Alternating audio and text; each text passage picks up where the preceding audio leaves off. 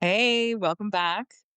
Um, I don't know about you, but I've been having these really interesting conversations lately about boundaries in the workplace.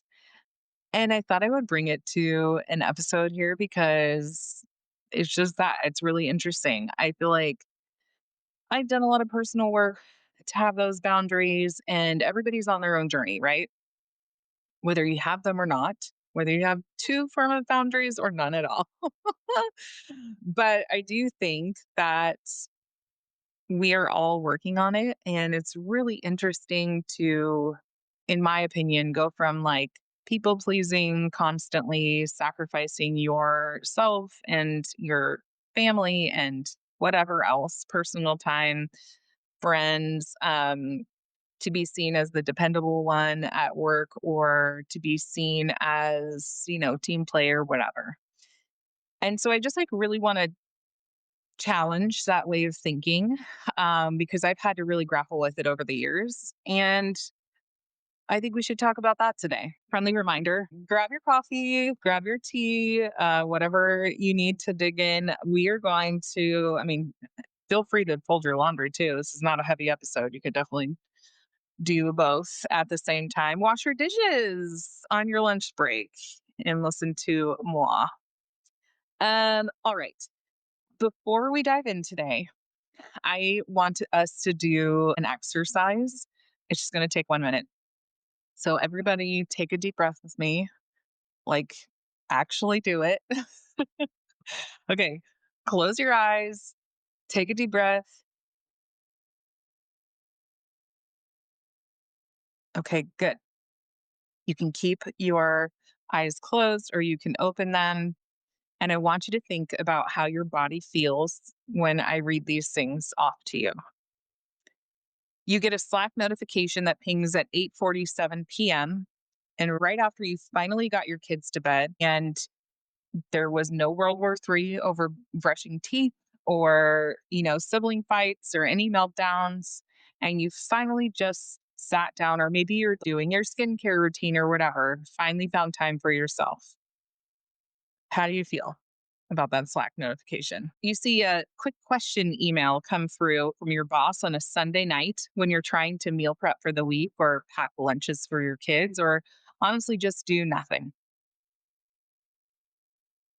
What do we think about that one? You're technically on PTO, but you're still refreshing your inbox just to make sure nothing is on fire. That was a personal favorite of mine for a while. Or maybe you haven't taken PTO in months because the thought of prepping for time off feels like more work than just staying. Now, yes to all of that. And from personal experience to all the teachers out there or business owners where there's not another of you, when I was a teacher, I hated taking time off even if there was something fun to do because that meant that I had to create sub plans. And even when I woke up sick, sometimes I would still go to work. Like I would not miss it unless maybe I was vomiting. And even still, I would get more sick because I was so stressed out about having a sub and my kids not pacing correctly. Um, and while I'm at it, let's just take a little rabbit trail. I would like to if my influence could reach anywhere, I would love to give teachers more PTO because they are literally sitting in a classroom petri dish of the most disgusting germs and kids with no manners or who have not learned how to control themselves, who sneeze on them all day, who throw up in the middle of the desks. It happens. It's disgusting. The teachers deal with so much and they need more sick days, like legit sick days. They are humans too. And when I was a teacher, I think I had six days of PTO, whether I wanted to use it for my personal day or a mental health day or a sick day. And let me tell you something, when you're in a class of kindergarten and first graders, the amount of times you have someone sneeze into your mouth is infinite. The limit does not exist. All right, I'm going to get off my soapbox. But someday, if I do have the influence, I would love to give teachers more days off. And all the teachers said, Amen. Um, all right.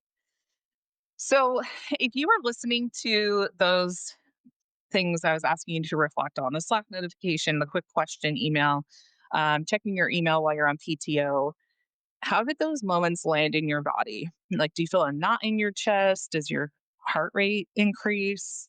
Do you maybe get like a flash of resentment or maybe even guilt because you're annoyed? Or maybe a weird pride that you're the dependable one, even when you're exhausted? All those things are real. They've happened to me. I'm sure they've happened to you in one way or another. And so, what I want to say before we totally dive in today is that this episode isn't about shaming any of us for being responsive or committed, but it is about noticing tiny, invisible ways that we've been conditioned to be endlessly available. And I am not the first person to say this, but this has been exasperated by work from home since we all were uh, majority of us were sent to work from home when COVID went down. So, and then most of us are staying in a work from home or hybrid environment, right? So, I want this to be a place that we can learn how to be like gentle, intentional, and guilt free in reclaiming our time, our mental space, and our peace. So, let's get into it. All right.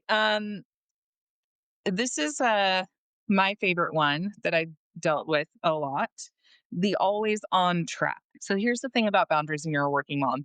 They get blurry super fast because work doesn't actually end when you close the laptop, right? You know the old saying, you're 9 to 5, and then you're 5 to 9. You have a couple jobs during the day, and the 9 to 5 is the one that you go to your desk for.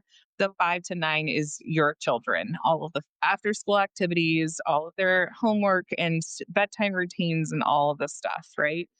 So you've got dinner to prepare for, you've got homework battles, bath time negotiations, bedtime stories. And so you're just like exhausted from the day, physically and mentally. And then you get back online at like 9 or 9:30 just to get ahead for tomorrow. Or you find yourself on Sunday clearing out your inbox just to get ahead for the week. I'd like to challenge that behavior. And I know some of you are like, Natalie, you're insane. You're just spoiled because you've downshifted your career. You're not in a leadership position. Um, but like, I have seen multiple leaders, VPs, directors, C suite, you name it, set firm boundaries, be respected for it, and then had their team follow that same behavior because they're modeling it. So I'd like to propose that in the same way that we model our behaviors and values and things daily to our children, we can also model that to our coworkers, our teams, and any of your direct reports. And even if it's just one person that has been influenced by it, that has significantly increased that person's quality of life. So I think that we get lost in the trap of being always on because we'll say, like, oh, it's just a busy season. After this season, then whatever, it'll be easier. Or just until this project wraps, or just until things calm down. And I just like, it's a trap. Okay. I don't know how else to say it because it never stops coming. You know that. I know that. Your boss knows that. Like, it never stops coming. There are people out there who are absolute workhorses who work all the time. They get a lot of fulfillment for it. They're probably not present with their family. If they are, I would love to shake their hand and understand how they do it because I just don't believe it's possible to work all the time without sacrificing something like your health, your physical health, your mental health, your relationships, your marriage, your family, your relationship with your kids. And so for me, what has really changed my direction with this of always being on is being, having some like come to Jesus moments, I guess you could say. early on in my career when I was newly married um like meshing my life with my husband. He would be like, you sacrifice in a matter of words, you sacrifice our relationship in order to please others by staying at work later, by taking on more than you can handle, by X, Y, and Z. So that was one of my first steps into having boundaries in my workplace. The next step would be having kids. It literally forced me with my first and second, and definitely with my third, I had to close down at 2:30 every day to get them from school and then start the, 5 to 9 shift, which for me was like, I work 6 to 2, 6 to 2:30, whatever, and then 2:30 to 9. It's a long shift. So, no. Anyway, with that, with every child, my boundaries got more and more firm. I have strict personal boundaries of I don't give out my cell phone to my customers, period. If you want me to give my cell phone out to customers, I'm going to either ask that it's paid for, give me a separate cell phone that I can completely shut down. The work that I do in account management and customer success management, even at the enterprise level, is not do or die. And there is in tech companies, there should be support teams that can step in. Um, and customers, frankly, can wait until the next day. If you're doing your job well, you're setting them up for success. There are fires that come through every once in a while. And depending on what type of like white glove service you're offering or the expectations of your role, it's not necessary for you to be on past whatever hours. That is what support is for. That is what the technical teams that have support phone numbers and those types of things are for. So, leaning into that, it has been very helpful for me to understand that they can reach those people. Also, understanding my role and what is required of my work helped me to create those lanes, those boundaries of saying, it's my job to make sure the customer is taken care of during my working hours, set them up for success, upsell them for products that are important to them, and retain the customer because it's important, right? For the company and the revenue of the company. So, if we're considering all those things, an after hours fire, unless I am in healthcare and on call or emergency services, it's not for me to deal with. Asterisk, unless that is something you've agreed with your company on. Now, if we're taking it back to cell phones, the way that I've seen people be successful with this, if they do give out their cell phone number, is that when they are with their kids, their family, they're on date night, whatever, they're putting that on do not disturb or they're putting it on personal mode and they're using those boundaries to protect themselves.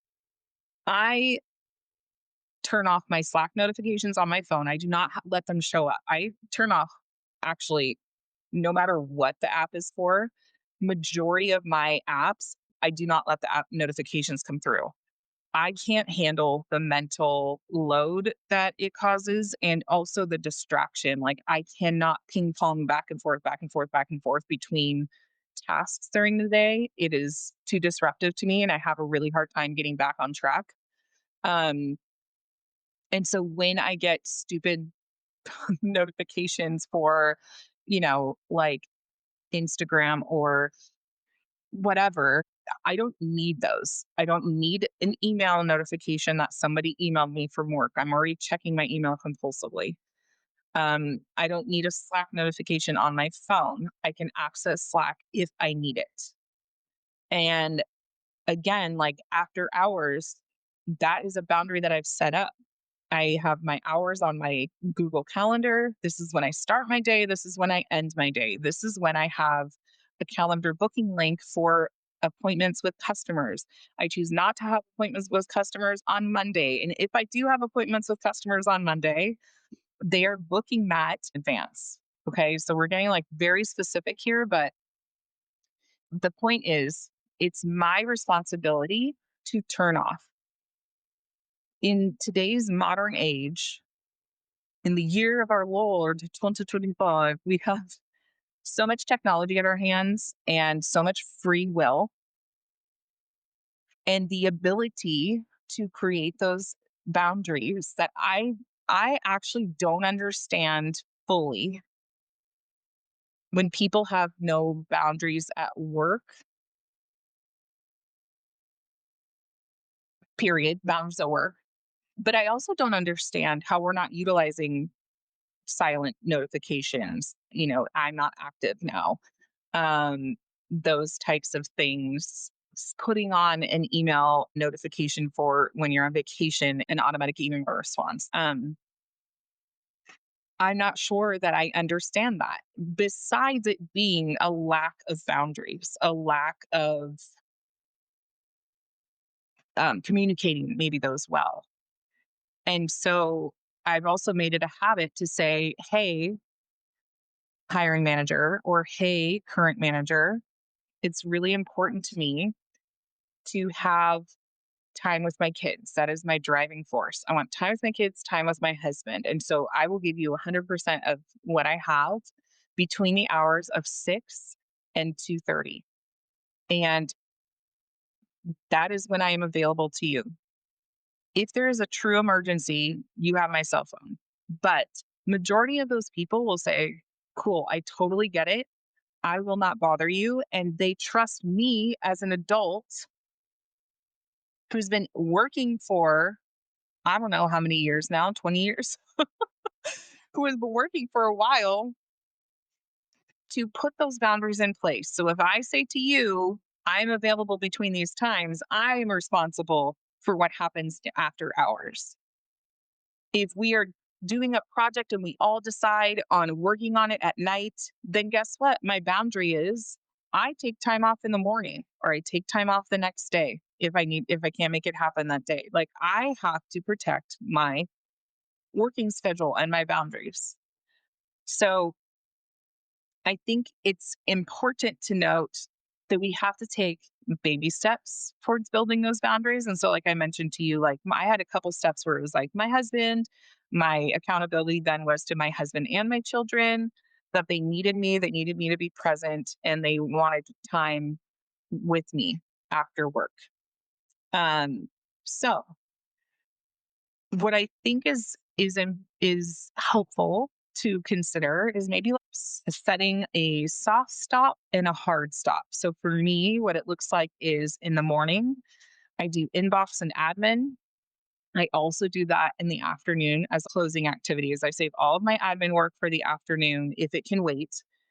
Any ongoing projects, any calendaring, any of that. I save it for the afternoon because that gives me a soft stop. If anybody has anything urgent at the end of the day, I can always do admin tasks in the morning or push it to another time. A hard stop would be when your computer is completely turned off, your notifications are off on your phone. Hard stop for me is 2:30. I completely shut my computer down. There is no power. So I have no need to go check my email or my Slack. I can't even hear the notifications. That has been so healthy for me in the last 2 years to practice that because my kids actually get 100% of my attention. I don't need to check Slack and email after I finish my work. And I've had to work really hard then with checking that as another app, like in the lineup, on my phone. I'm constantly checking Instagram, Pinterest, my personal email. So if I'm not checking those, then sometimes, or if I'm checking those, then sometimes my work gets looped into it. And I've had to be really intentional about not doing that. So that's another micro step. It's just not looking on my phone. Shut down the computer. Don't look on your phone. Um, and then use tools to help you. So schedule send can also be your new best friend. If you have a person who's on your team that's, hey, I really don't want to get Slacks or emails at a specific time, like, I don't get online until whatever time, then, listen, I work East Coast hours. I have colleagues that work California time, Pacific time. I can schedule to send my Slacks, my emails, all of that. I can schedule it for 9 AM Pacific time.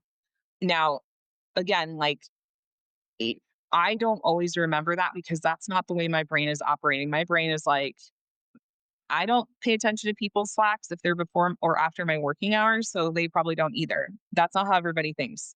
Other people expect you to honor their boundaries, and that's okay. And I have to work hard at that. So that's actually like a micro step that I have to take in the other direction of honoring people's boundaries.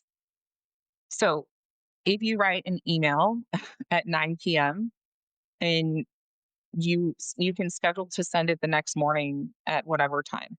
I do think there's like an invisible mental load that people carry for, like, if you're always on or you always have to be on, that your email comes through and it's like,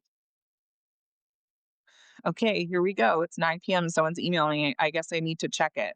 You don't need to check it. But if you do notice that you're sending it outside of work hours, like normal 9 to 5 work hours, just schedule to send it another time. This one is obvious, but not easy for everyone. And it actually wasn't easy for me at the beginning, but communicate your boundaries out loud and confidently. You can practice with your spouse, you can practice with your best friend, you can practice with your work bestie.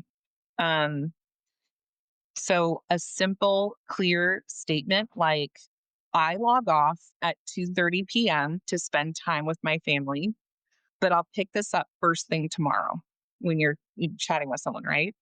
Hey, I've got gymnastics after work today with my daughter. I'll be back online 6 a.m. I made a note for myself. I marked this Slack with a reminder because you can actually mark your Slacks to remind you. So you're not apologizing, you're not asking them for permission. You're just stating a fact. I'm done at this time. I'll pick it up tomorrow. And same with PTO.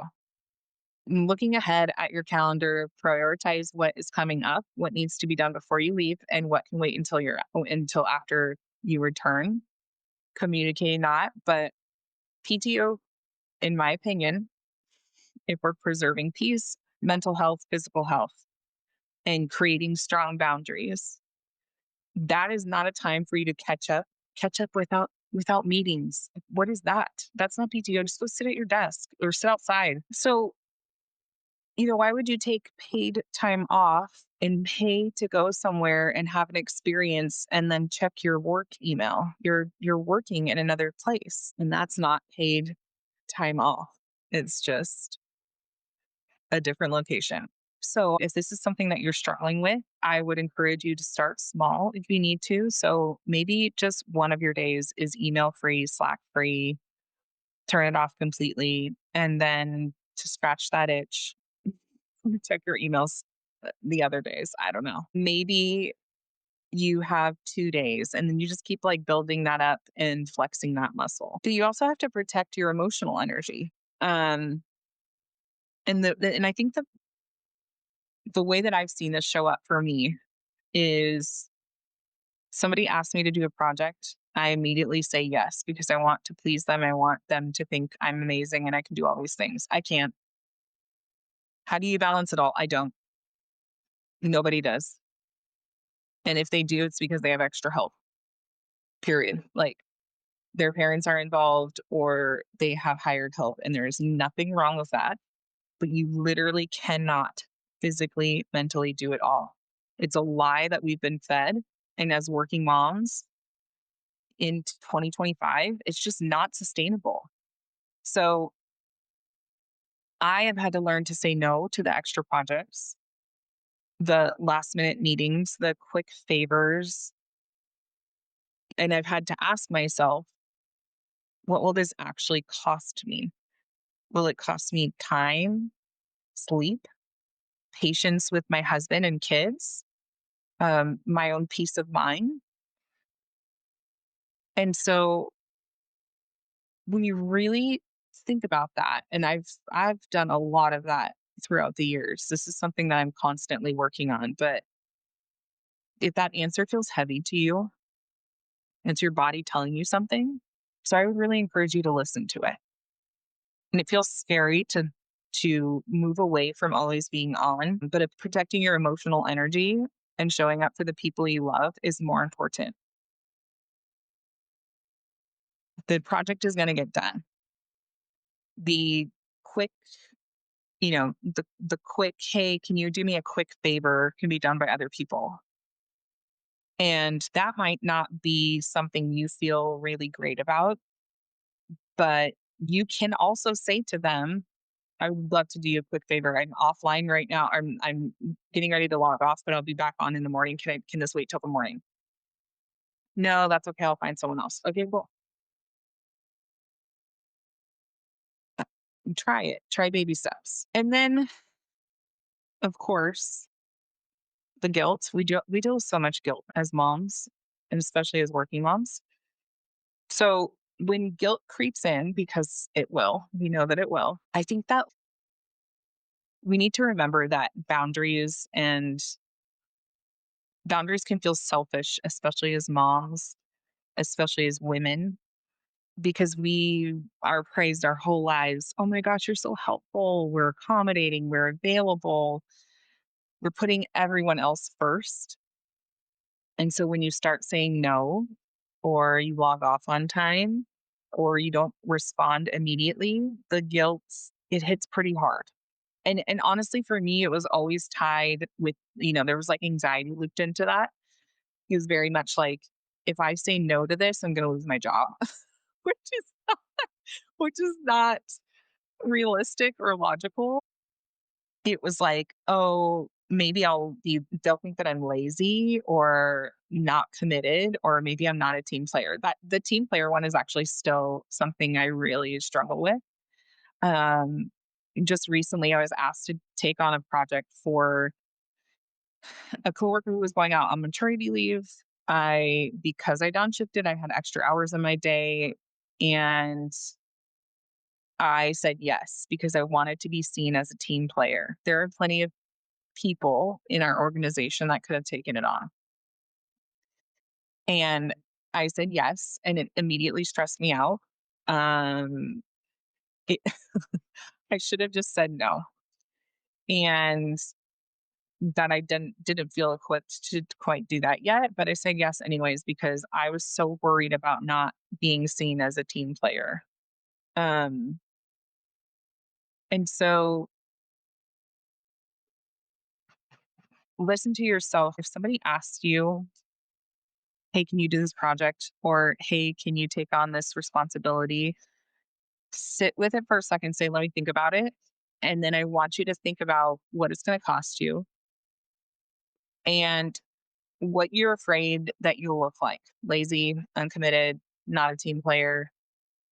And just give yourself a second to think about that. And if that is the case, it's probably not true. It's probably just a lie that you're telling yourself. Um, but boundaries and holding on to those boundaries will allow you to show up better in all places, at work, at home, and for yourself. So it's been said before, it's not probably anything new to you, but you cannot pour it from an empty cup. If you give, give, give, give, give, there is nothing else to give yourself. You cannot continue to give, give, give if you do not fill up. Boundaries give you time to fill up the connection that you have with your children, or the conversation you have after winding down from a long day at work. You're sharing a drink with your husband, or date night, or you know getting margaritas and chips with a friend. Whatever it is, those soul filling activities, moments, fill your cup so that you can go in another arena and pour out again. You can't be your best self if you're running on fumes, if you are experiencing resentment and running on 3 hours of sleep. There's just like no, it's impossible. Think about when you had your first baby and how much that wrecked your world. And this is not for you moms out there who are lucky and had children who slept like little angel babies. The majority of us did not. Love you anyways, but we can't relate here.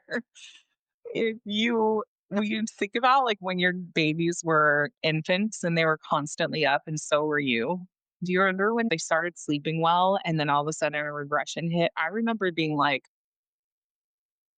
"Oh my god, how did I do this for months on end? How did I just, like, operate on, 2, 3 hours of sleep, maybe 30 minutes, maybe a nap here or there, like, constantly being awake, and then you go back to it and you're like, 'Oh my gosh, I am just wiped after one night of regression,' or whatever it is."